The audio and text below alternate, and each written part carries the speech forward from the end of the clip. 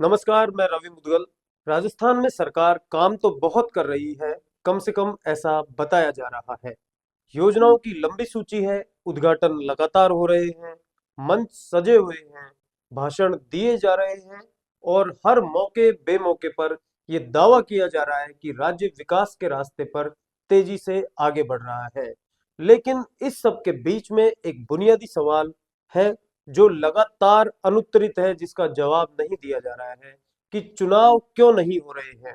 न तो पंचायत के, न नगर निकायों के और न ही छात्र संघ के। ये सवाल सिर्फ राजनीति का नहीं है, ये लोकतंत्र की आत्मा से जुड़ा हुआ सवाल है।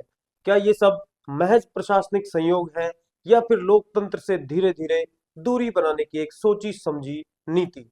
अगर इस पूरी कहानी की शुरुआत करें तो सबसे पहले बात करनी होगी छात्र संघ चुनावों की। राजस्थान में आखिरी बार छात्र संघ चुनाव 2022 में हुए थे। इसके बाद 2023, 24 और फिर 2025 हर साल कोई न कोई कारण सामने रख दिया गया। कभी कहा गया कि नई शिक्षा नीति लागू हो रही है, तो कभी इसके लिए शैक्षणिक ढांचा अस्थिर कहा गया। कभी कहा गया कि अकादमिक कैलेंडर बिगड़ा हुआ है, कभी कानून व्यवस्था, तो कभी प्रशासनिक व्यवस्था का तर्क दिया गया। लेकिन इन तमाम दलीलों के बीच एक सच्चाई साफ है कि लगातार कई शैक्षणिक सत्र बीत गए और राजस्थान के विश्वविद्यालयों और कॉलेजों में पढ़ने वाले लाखों छात्रों को अपना प्रतिनिधि चुनने का अधिकार नहीं मिला। छात्र संघ चुनाव कोई मामूली औपचारिकता नहीं होते, यही वो मंच होते हैं जहां से युवाओं को नेतृत्व का पहला अनुभव मिलता है, जहां सवाल पूछने की संस्कृति विकसित होती है और जहां से भविष्य की राजनीति और सामाजिक नेतृत्व निकलता है। जब छात्र संघ चुनाव नहीं होते तो केवल एक चुनाव नहीं रुकता, बल्कि युवाओं की आवाज, उनकी भागीदारी और उनकी राजनीतिक चेतना भी दब जाती है। सवाल ये है कि क्या सरकार को ये सब दिखाई नहीं दे रहा या फिर वो इसे जानबूझकर अनदेखा कर रही है? क्या युवाओं की संगठित आवाज सरकार को असहज करती है? अब सेम पैटर्न, यही पैटर्न पंचायतों और नगर निकायों में भी साफ दिखाई पड़ रहा है, स्पष्ट दिख रहा है। फर्क बस इतना है कि छात्र संघ चुनाव भले ही सीधे संविधान में दर्ज न हो, लेकिन पंचायत और नगर निकाय चुनाव संविधान द्वारा संरक्षित और अनिवार्य हैं। भारतीय संविधान के अनुच्छेद 243 ई और 243 यू स्पष्ट कहते हैं कि पंचायतों और शहरी निकायों का कार्यकाल 5 साल का होगा और समय पर चुनाव करवाना राज्य की संवैधानिक जिम्मेदारी है। इसमें कोई अगर मगर नहीं है। इसके बावजूद राजस्थान में हजारों ग्राम पंचायतें और दर्जनों नगर निकाय ऐसे हैं जहां निर्वाचित प्रतिनिधियों का कार्यकाल समाप्त हो चुका है और नए चुनाव नहीं करवाए गए हैं। स्थिति ये है कि गांव में सरपंच नहीं है, पंचायत समितियों और जिला परिषदों में चुने हुए जनप्रतिनिधि नहीं है, शहरों में पार्षद और महापौर नहीं है। उनकी जगह प्रशासक बिठाए गए हैं, कहीं एसडीएम, कहीं कलेक्टर, तो कहीं पे अन्य अधिकारी। प्रशासनिक दृष्टि से ये व्यवस्था अस्थायी हो सकती है, लेकिन लोकतांत्रिक दृष्टि से ये बेहद खतरनाक है, क्योंकि जो अधिकारी होते हैं वो जनता के प्रति उतने जवाबदेह नहीं होते जितने की जनप्रतिनिधि होते हैं।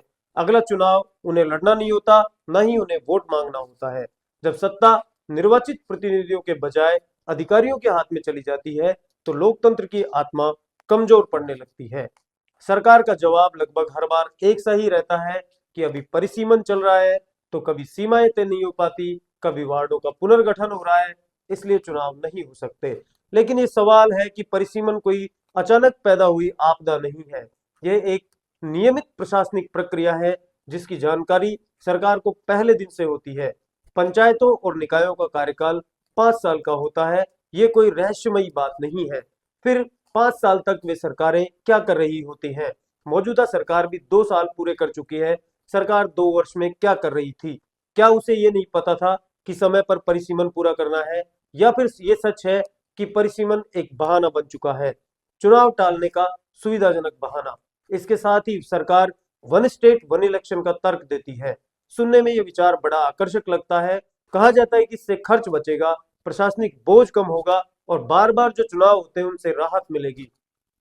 लेकिन जमीनी हकीकत यह है कि वन स्टेट वन इलेक्शन के लिए न तो अभी तक कोई ठोस संवैधानिक व्यवस्था तैयार हुई है और न ही इसका कानूनी ढांचा स्पष्ट है। फिर भी इस अवधारणा का सहारा लेकर पंचायत और निकाय चुनावों को आगे बढ़ाया जा रहा है। सवाल उठता है कि क्या किसी संभावित प्रयोग के नाम पर मौजूदा लोकतांत्रिक अधिकारों को निलंबित किया जा सकता है। छात्र संघ चुनाव और पंचायत निकाय चुनावों के बीच एक खतरनाक समानता लगातार उभर कर सामने आ रही है। हर स्तर पर चुनाव टाले जा रहे हैं, हर साल नए तर्क दिए जा रहे हैं, कभी शिक्षा नीति को लेकर के, तो कभी परिसीमन को लेकर के, कभी प्रशासनिक कठिनाई भी की बात भी सामने आती है। लेकिन नतीजा हर बार एक ही है कि जनता और युवाओं की भागीदारी खत्म। फर्क सिर्फ इतना है कि छात्र संघ चुनाव में ये लोकतांत्रिक नुकसान नैतिक स्तर पर होता है, जबकि पंचायतों और निकायों चुनाव में ये जो नुकसान है वो सीधे संविधान और कानून के स्तर पर होता है। यहाँ सबसे बड़ा सवाल यही है कि आखिर सरकार को डर किस बात का है। क्या सरकार खुद अपने कामकाज से संतुष्ट नहीं है? अगर सरकार को अपने विकास कार्यों, योजनाओं और फैसलों पर भरोसा है तो उसे चुनाव से डर क्या है? क्या सरकार को लगता है कि अगर छात्र वोट देंगे तो सवाल पूछेंगे, या फिर उसे लगता है कि गांव और शहर की जनता अगर वोट देगी तो जवाब मांगेगी? या फिर सरकार को यह आशंका है कि क्या स्थानीय स्तर पर जनता का फैसला उसके पक्ष में नहीं आएगा? लोकतंत्र में सरकार की असली ताकत चुनाव से आती है, न कि सरकारी विज्ञापनों से और न ही अधिकारियों की फाइलों से। चुनाव ही वो प्रक्रिया है जो सरकार को जनता के सामने जवाबदेह बनाती है।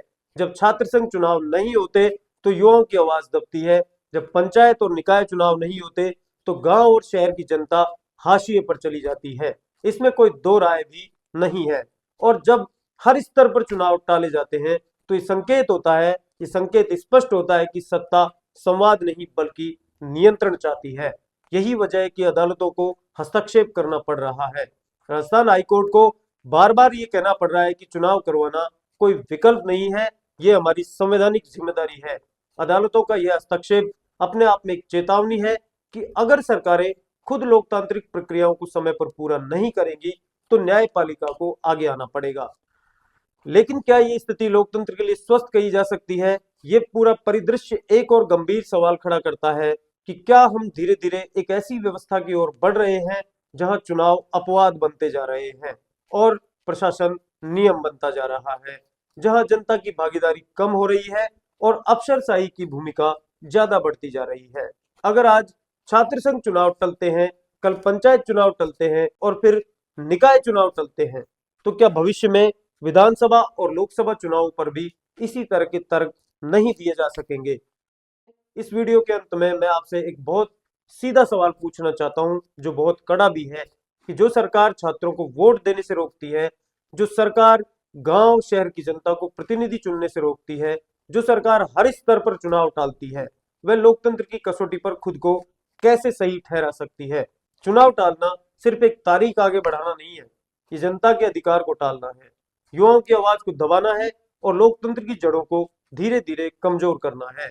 और यही वजह है कि आज राजस्थान में ये सवाल सिर्फ पूछा नहीं जा रहा, बल्कि गूंज रहा है कि क्या ये सरकार चुनाव से भाग रही है। नमस्कार, मैं रवि मुदगल, देखते रहिए मीडिया न्यूज।